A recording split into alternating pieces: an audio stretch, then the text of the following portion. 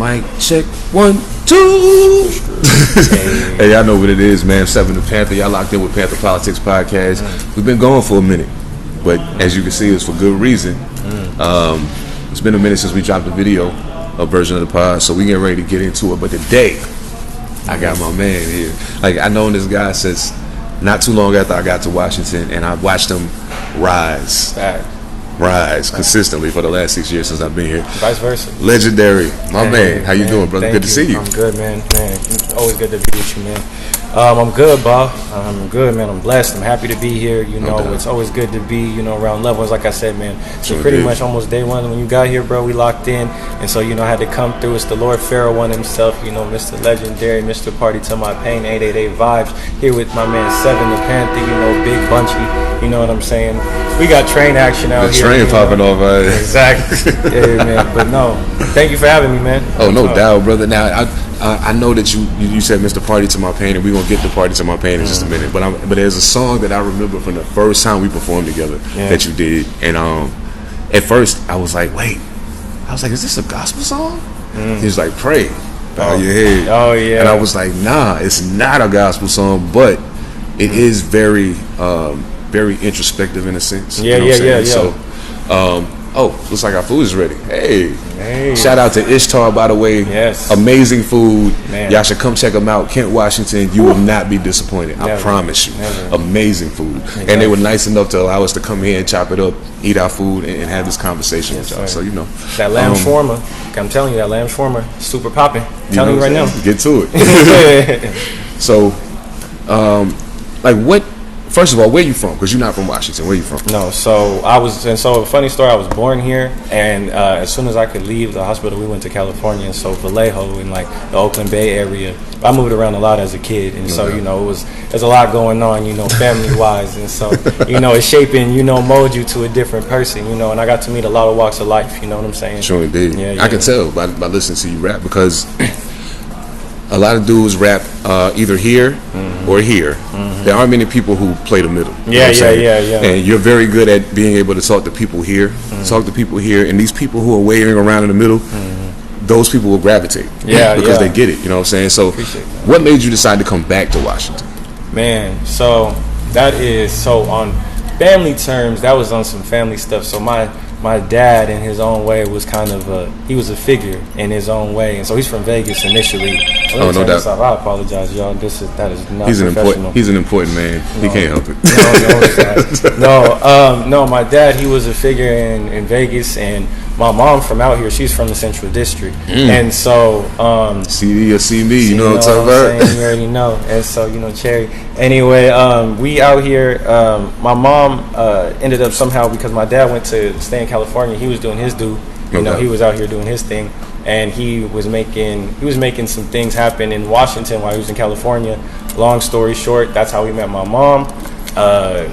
They had me, and my dad was kind of, like I said, he's a playmaker. That's the only way I could say. No doubt. And so he ended up getting into some shit that ended up bringing us up here initially, and then we moved back and forth a lot, from the time I was 7 to 13, and then I really just stayed, and then it became my home, and I go back every summer, to the Bay or just Cali period, family move over and everywhere. Oh yeah. But as I look at it here, man, I look at it like a second home, because there's so much love out here, but you have to find the right people to ingratiate yourself with, and then what make me stay here, at least for now, is because I want to have that legacy build for the Pacific Northwest in general, and because there's always a staple, if you just talk about West Coast, you just think of California. Cali. That's the first thing people think of. Exactly. Absolutely. But there is the Pacific Northwest, and we have some really dope, talented motherfuckers out here, man. You included, being one of them, one of the nicest spitters. Oh man. Period. Let's just get that out the way. Period. But man, thank you, man. Thank you. Of course, no. And so I guess what I could say is, Washington is home, and no so doubt. That's why I'm here. No doubt, man. That's dope.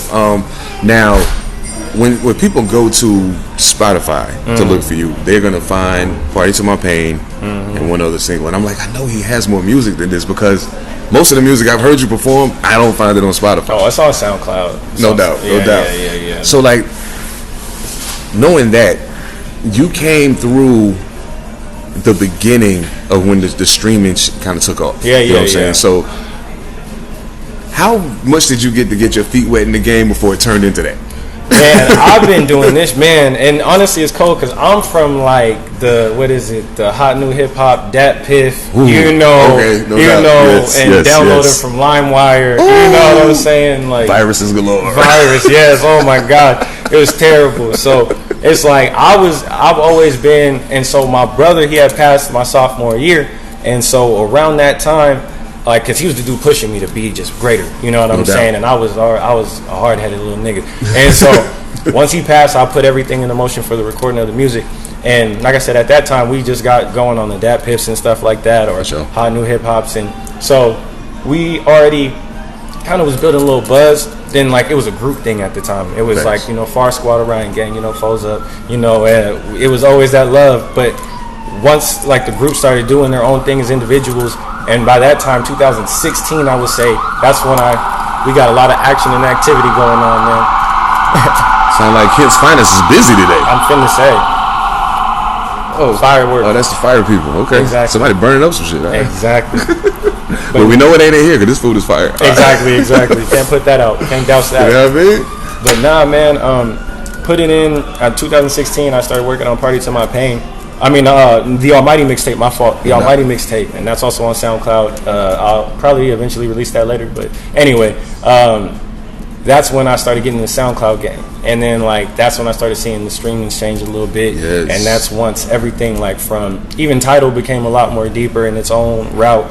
iTunes and Apple Music really started giving people, you know, generation of, you know, their stream, you know, revenue and stuff. Absolutely. And then for me, Spotify has just been my go-to as of late, but it's just different because, you know, I'm a classic dude. Like I like to, you know, I'm young or whatever, but I like to like, I have an old school sense of like, I want to just drop the music. I want to give it to and make it the most accessible thing and let the people feel that shit, and whatever it does, you know what I'm saying? Thanks.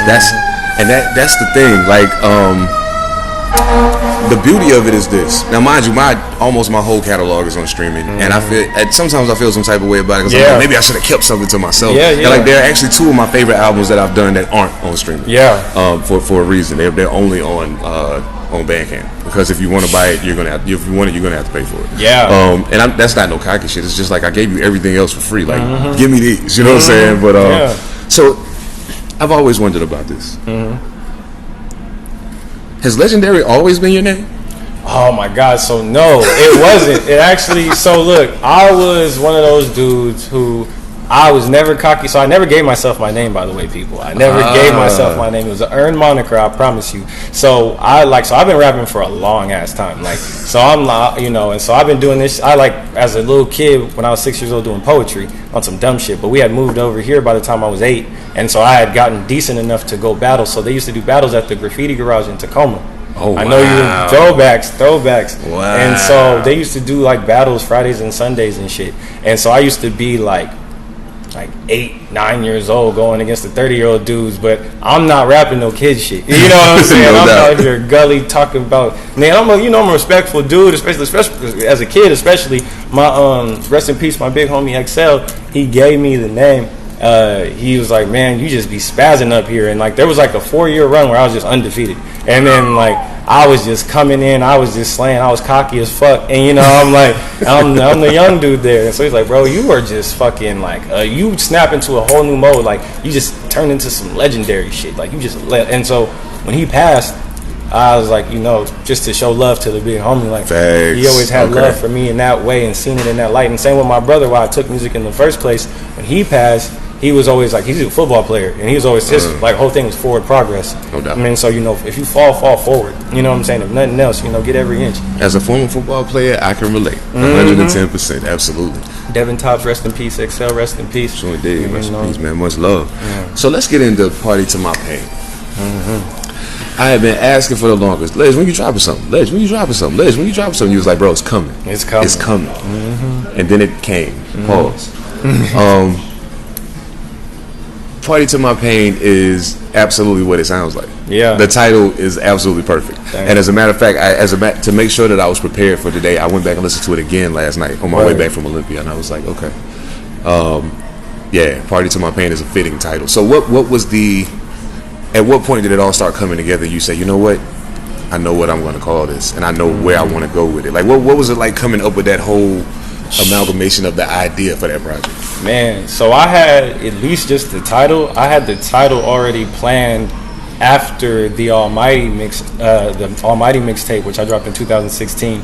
I was like confirmed on it around like end of 2017. Okay. And because I had joints like Uncle Phil, like I had that like idea for that song in my head for like 5-6 years, you know. And I had the beat. I had like a skeleton of the beat for like 4 years. Oh, and shit. so okay. Yeah. And I had already written like the joint like a year and a half before I actually recorded it. And I just like I took my time with it because like that Uncle Phil, and for example, is like a very important figure, like for, you know, our culture. Absolutely. And like me personally, that's like Fresh Prince is my favorite show of all time. And so, you know, but even then, Party to My Pain, the idea came from me understanding who I was, understanding like how I am, because I know I can be a good ass time. You know what I'm saying? We could turn the fuck up, we could, you know, ball, whatever, but you know, I'm gonna always leave you with some substance. You know what I'm saying? And so that's very important. And that's why the pain is something that, you know, I wanted to really indulge on, and I'm a big component of mental health. You know what I'm saying? And like, you know, always stack your chickens, but like check your head. You know what I'm saying? At all times, you know. And so, you know, man. you know. Oh man, that's now okay. So I'm gonna ask you a question that's hard for most people to answer. Mm-hmm. Do you have a favorite song on Party to My Pain? Man, it changes all the time. It changes all the time because I love my, like, there's another joint, Have Her Like, for the females. Mm-hmm. Now that joint, I had that joint since like 2018.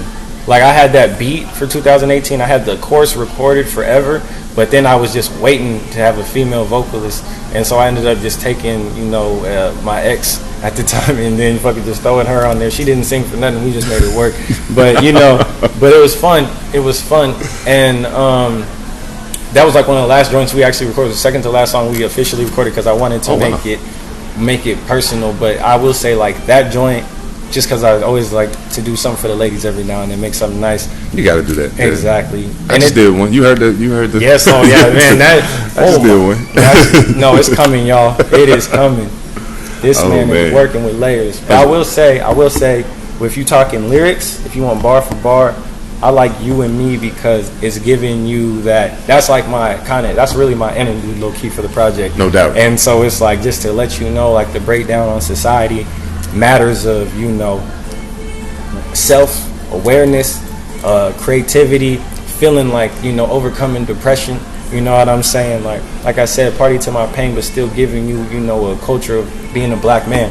That's why, you know. Now, see, the thing that I like about you, and I said the same thing to my homeboy Lyric last night after the show. Mm-hmm. You're able to take, like, most people when they say, "Oh, he got bars," mm-hmm. they're saying, "Oh, your punchlines are dope," or your metaphors and your similes sound cute, mm-hmm. or whatever the case may be. But to me, having bars is a lot bigger than that. Yeah, you know what I'm saying? Because there's a way that you could be. To me, I think people are bar heavy who are able to take a vision and me to be able to see that. Whether you are full of punchlines or whatever the case may be, you're one of those. Lyric is one of those. It's a few people that Monster Illicit. I don't know if you're familiar with him, but you will be familiar with Monster Illicit's music soon enough. He paints very good pictures, and I like that. I like to be able to see what I'm listening to. Yeah. So, is that like a conscious thing that you, or is it kind of like just something that you evolved into? Oh man, that's always a thing for me, like, because I have two different styles. So like I could freestyle all fucking day, no doubt. And so then now I'm just getting ignorant and I'm talking a whole bunch of shit. But like when I work on projects, I sit down and I write pen to pad. You know, that's how I always write. Everything comes from pen to pad. And so like I really break down, like, especially like I say, like there's like storytelling joints like off Party to My Pain, like When I'm Alone. It's like I literally made a conscious, you know, thing about the vulnerability of being alone, looking up at your ceiling at the middle of the night, or thinking about, you know, all the exes that said they loved you, and then, you know what I'm saying, and it could have been the one that got away, or the one who did you dirty, or the one who, you know, that was just a freak that you like, damn, I think about that head, like, you know what I'm thinking, like, you gotta break it down. Yeah, I got one of them. Exactly, you know, but it's like those options I want to really be able to connect, because that's the thing for me. Like even in LegenDary, the name, capitalize the D, because the D comes from determination, you know, dreaming. Like, rest in peace, my brother Devin. Like, the D stands for so much, you know. It's like, and pause, and resume. Now we get it with no, man. Well, I'll tell you, man, it's like what I do. I love the art, and like I know what you like. You are you have the same way, like. You have an ability to storytell, but still hit a nigga in the ribs with a bar. You know what I'm saying? You like, gotta do that. Exactly. And so I always want to be able to give people something that they can look at and be like, or listen to and feel like they're looking at it. You know what I'm saying? Absolutely. Yes. Hell yeah. So, I mean, like, the album's doing well. I know you post occasionally, like, how the numbers are doing. I'm watching. I'm like, yeah, he's doing good. He's doing good. The numbers are growing.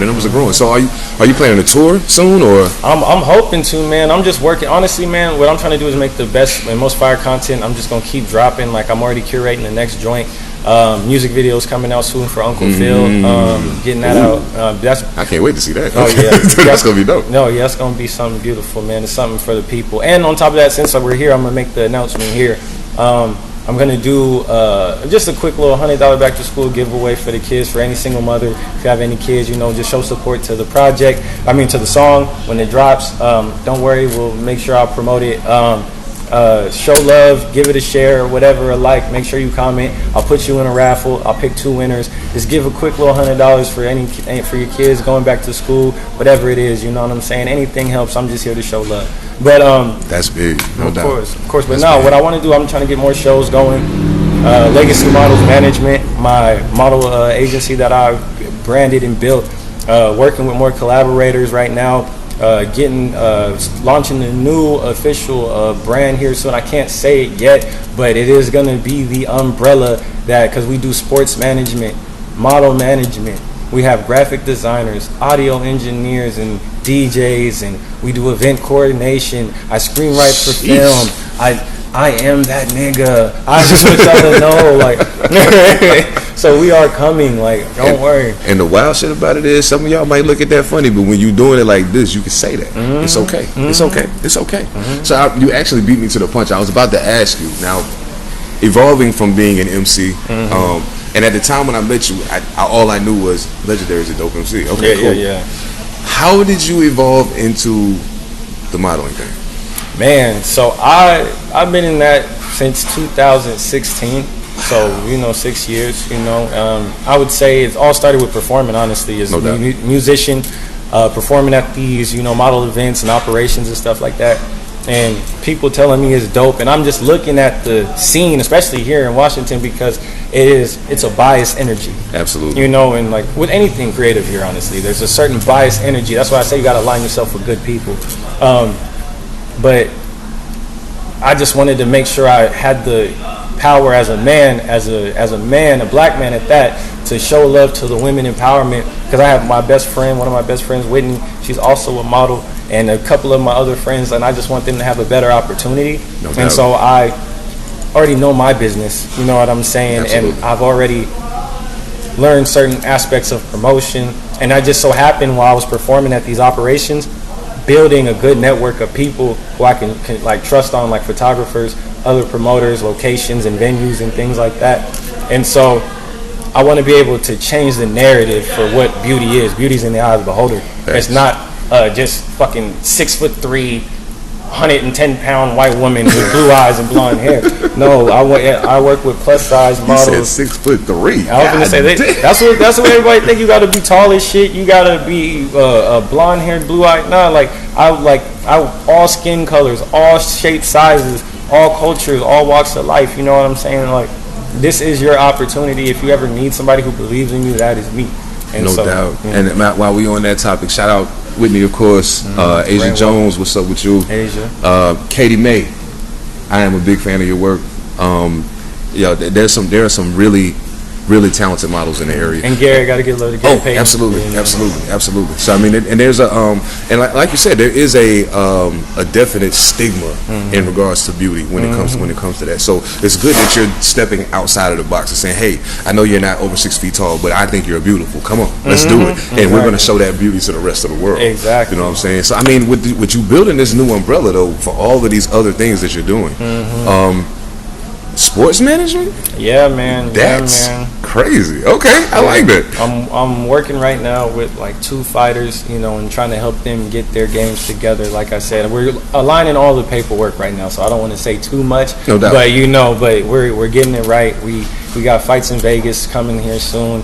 Man, it's coming. But either way, man, and also, if you're a hooper, that's what I want. One thing I do too is, you know, the community outreach stuff. No doubt. And so I love to work with, you know, young up and coming talent in the athletic realm. So, you know, if you know your kid is dope or something like that, or you have a brother or something that you's like da-da-da-da-da, like there's somebody right here who is willing to believe in them and put in the work. But yeah, man, what I want to do is I just come from my love of the game. No doubt. You know what I'm saying? Doubt. They Absolutely. say music is life and ball is life. Ball is life too, yeah. You know? And you know, there's always been this strange marriage between basketball and hip hop. Always. All the basketball players want to be rappers. All the rappers want to be basketball players. It's always been that way. And I mean, when you think about it, you got, you know, Shaq was probably the most successful basketball rapper. I think Dame Lillard may be the best basketball rapper. He's just not as commercially successful as Shaquille was. But man, that's crazy. Like, the wild thing is, a lot of the things that you brought up are things that most people, especially in hip hop, don't feel like they can touch without having to go outside of their comfort zone. You know what I'm saying? So they feel like, oh, I'm a rapper, I can't go work with models unless they're in my video or something. Or I'm a rapper, I can't go, you know, be a sports agent. I just have to be cool with the basketball players and hang out with them. When you can really utilize your platform in conjunction with theirs to make everything bigger. Exactly. You know, that's the goal. Because honestly, with rap, man, like, I love it. It's my passion. No doubt. You know what I'm saying? And like, this is the forefront. This opened every door. You know what I'm saying? And like, it continues to bless. You know what I'm saying? But like, that is an avenue to open up other avenues. You know what I'm saying? And especially to connect and, you know, do things with other people. You know what I'm saying? And that's one thing about me is, like, I want to bring unity back to, you know, the Pacific Northwest. Because even now you see, like, New York, when it was just like just all over the place, now it's kind of getting back, even just because of the drill scene. Like, people are, you know, getting into a rhythm together. You know what I'm saying? It's coming. Cali's always had its thing. You know what I'm saying? The South has always had its support, from Tennessee to Atlanta to Texas. Houston's crazy. You know, it's just all over. It's all over, and so we need that. You know, and like, from even here to Portland. You know what I'm saying? And here to Portland, wherever the fuck else. You know what I'm saying? Like, we have to open that gate, and so, at least for me, I've always felt like being a creative is the goal. Like, and a lot of people who inspire me, like even like a Donald Glover, you know, Childish Gambino, no you doubt. know what I'm saying? Because, and I've always had a respect for him because he did so fucking much. But you know, it's like coming from a different way, because, you know, I've had my street antics or whatever, and had my whatever, but I've always said, act as where you want to go, not where you come from. No doubt. Speak where you want to go, not speak as you were where you came from, you know? And so, pushing a forward progress, you know what I'm saying?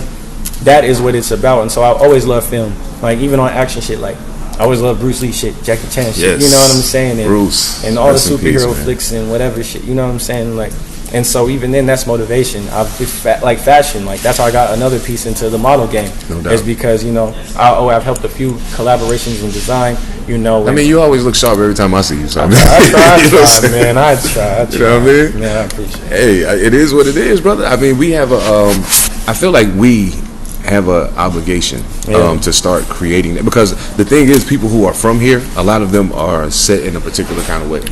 So I think it takes people like us who came from the outside in to start building that bridge, to show them, hey, it's a way we can do this together. You know what I'm saying? It's a way we can actually build something and not have to be in. We're always going to be in direct competition because we do the same thing, but it doesn't have to be antagonistic competition. Exactly. You know what I'm saying? It could be a good thing. So now that I know you heavy in the hoops, I'm gonna ask you this question. Oh yeah. Man, ball is life. Hey, bro, Kyrie Irving. Oh shit! Here. Oh shit. Probably one of the, if not the most skilled point guard I've ever seen in basketball. Yeah. He's amazing. What he can do with a basketball is incredible. Literally. Kyrie got himself in a bit of shit. Yeah, he's in some hot water. He got himself in a bit of shit. And surprisingly, this is a hip hop podcast, but I do not want to talk about Kanye West. No, I'm not gonna. I get it. We ain't gonna do that. But Kyrie, I kind of want to touch on that, because I feel like his situation is a little different. It's different. It's a little different. For those of you who are unaware, which I doubt you could possibly be, but you may be. Kyrie Irving shared out this video documentary, and it's a book also associated with it that is very questionable in its ideologies. Some would call it anti-Semitic. It did make reference to the Holocaust not happening, which is crazy. But so I mean, he's suspended for 5 games without pay. 5 games so far without pay. And I think a part of that is Adam Silver trying to see how people are going to respond to the 5, and if they're okay with it, he's going to let it ride. But if they're not, then it's going to become more. What did he do wrong? I mean, other than sharing the thing, after that, once it hit the fan, in your opinion, how did he handle that wrong that got him to this 5-game suspension at least? Well, I mean, he should have been, I ain't gonna say should have, but he wasn't as, I don't know, contrite on the apology. I feel like because he says he didn't do anything wrong. I feel like that connection, like, to that film, even though he said nothing, he just tweeted the link. Exactly. But there are certain agendas in that film or topics that are kind of, I don't know, washed or skewed. You know what I'm saying? Absolutely. And so, absolutely. But it's like for him, and he eventually did apologize. You know what I'm saying? 7 days later. Yeah. Jeez. Yeah. But Kyrie's one of those people. He's a self-thinker. You could tell. He really is, and he don't care if he's wrong, or you know what I'm saying. Like, that's one thing about Cuz. He does not give a fuck. And it's like, I don't know. I feel like if he would have just stepped up initially and just been like, you know what, like, the reason why I posted this is for this. These were the context of what I was doing. Or like if he wanted to say that, blacks are the original Jews or Israelites or, Hebrews or whatever he's trying to get at. Whatever he's trying to get at, say that point. Don't just leave it up for interpretation, because the whole film is not the greatest of films as far as messaging. Yeah, exactly. And I actually feel like him taking a week to state the apology after he doubled down twice. Yeah, he went twice. You know what I'm saying? He went back twice and was like, nah, fuck that. You know what I'm saying? Yeah. He's like, nah, fuck that. I said what I said. You know what I'm saying? And then not giving a direct answer when asked if he was an anti-Semite. Yeah, that was you just got to say no. Kind of troubling. Yeah, just say no and leave it at that. Like, so let's. That's a tough one, though. Kyrie, I'm praying for you, brother. Okay. Yeah. Hey, we got this. Man. Who's your favorite team? Lakers forever. Come on, baby. You already know. Come on, baby. Yes. Purple and gold. I believe. Look, so on my casket, if I get my way, I would love to have on my tombstone logos of the Lakers and the Raiders, because I'm a Raider forever. What? But I know. I'm sorry. I know. Me too. Word. Okay, good. We in the pocket, baby. We in the pocket. The Oakland Raiders. I don't really care about it, but I'm rooting for Vegas. No doubt. We're having a bad, rough go of it right now. I blame Josh McDaniels for this. I honestly think that John Gruden shouldn't have got fired. If we had the players we have now with John Gruden, I think we're doing much better. No. Where we messed up is we should have kept Jack Del Rio. Yes, that's what we should have kept. Well, I'm with that, except that Jack went where he went and then did some old weird racist shit. Oh yeah, like, oh man. Yeah, but I mean, can't win. Let's think about it. Let's think about the reality of it, though. Like in American society, especially in 2022, you're not going to be able to avoid that. No. You know what I'm saying? It's going to be there. The question is this person's racism a detriment to what you're doing? Is it something that can be turned around? You know what I'm saying? If it's a person that you feel like you can enlighten to a degree that thinking goes away, but you also have to consider Jack Del Rio's an old guy. He's an older, exactly. You know what I'm saying? So I mean, you got to start with somebody like Josh McDaniels, somebody younger. You know what I'm saying? And kind of work on them. Somebody like Jack Del Rio, you're not going to change his mind. He is who he is at this point. And that's the thing. Like, that's the thing, is like with the game, like so many, like you can't, it sucks. It's like, how are you racist in the game that is like in NFL, I think it's 65% black, and then in the NBA it's like 75% black. 75. I'm surprised the number's not higher, to be honest with you. Yeah. If not for some of these foreign players, it probably would be. But I just watched the Redeem Team documentary. Oh, that was beautiful. It was beautiful. And the most beautiful part of it of all to me was just being able to see Mamba again. Yeah, man. Being able to see Kobe again was beautiful, man. So, being that you're a Lakers fan, being that you're a Lakers fan, the name of my project with Ready Run is going to be called Mamba Mentality. Word, yeah. If you could say one thing for the hip hop community that you learned from Kobe, that could inspire and influence young artists, who may not understand what Mamba mentality means because they were too young to really get it. What would you say to them? Man, and really for any creative, hunger. Like, be dedicated to your craft. Focus on the quality of the work ethic. Absolutely. You know, like, that is really what it is. It's like, for me, I remember, like, hoop dream ass nigga back in the day. Man, yes. And, you know, I was outside. I was putting up 500 to 1,000 shots a day, and, like, in the rain. Like, I was, you know what I'm saying? Like, religiously. Like, come back, nose runny, don't give a fuck. Nah. You know what I'm saying? Like, and even then, on concrete, you know, we out here. You know what I'm saying? How it's supposed to be back in the day. No so doubt. it's like, for me, Kobe, Mamba mentality, that means striving for greatness and, like, not half-stepping. Absolutely. No shortcuts. You know what I'm saying? And delivering in your tone, greatness. Delivering unredeemable fucking just, like, greatness that is, like, barred up behind fucking fire production and unknowing greatness. That's all I can say. That's how you do it. Yeah, absolutely. Hey, y'all, just know, just to back up what he just said, you got to be willing to do what the next person ain't willing to do in order to achieve what the next person will never achieve. Facts. Kobe Bryant did not become the best thing I've seen on basketball court since Michael Jordan by accident. Never. Didn't happen by accident. And I'm about to make some of y'all mad, but that in and of itself is the reason why LeBron James will never be greater than Kobe Bryant to me. I can respect He's an amazing basketball player. Yeah, Don't get me wrong. He's absolutely amazing. I can never take that from him. But Kobe was just different. Kobe was a monster. And watching that documentary, the Redeem Team documentary, it reminds you just how different he was. Well, man, I know we, you know what I'm saying, I know we're running up on time here, and I know I got it. And just so y'all know, up next, Rampage, the Last Boy Scout, Flip Mode Squad. Y'all thought I was playing with y'all, didn't you? We back with a vengeance, baby. Tell the people where they can find you online, my brother. Man, so you can find me on all social media at LegenDary1X. They just fucked my Instagram up, so I'm trying to get that back. I know, it's fucking terrible. But if you want on, like I said, LegenDary1X, all social media, you can find my project on anywhere you can stream projects, YouTube Music, Spotify, Apple Music, SoundCloud. You can Shazam my shit if you want. LegenDary, Party to My Pain. You know what I'm saying? Party to My Pain. My name is LegenDary. Capitalize the D. You will find it. You will find a piece of yourself in that project. You will have something you relate to. I always say there's at least 2 songs for everybody to say they love and relate to. So please give it a chance. Give it a listen. I'm here for y'all. Thank you for this opportunity. Oh, brother, always, man. Thank you for pulling up. I appreciate it, most definitely. Y'all heard it first. LegenDary, Party to My Pain. Make sure y'all check it out. Whatever streaming platform you want. Go to somewhere where you can purchase it. If you're an Apple Music user, go buy the album. Support this brother. You know what I'm saying? We out here trying to do it for y'all. Blood, sweat, and tears on the mic all day, every day. Pantha Politix Podcast. I'm your host, Seven Da Pantha. We'll catch y'all next time, yo. Peace.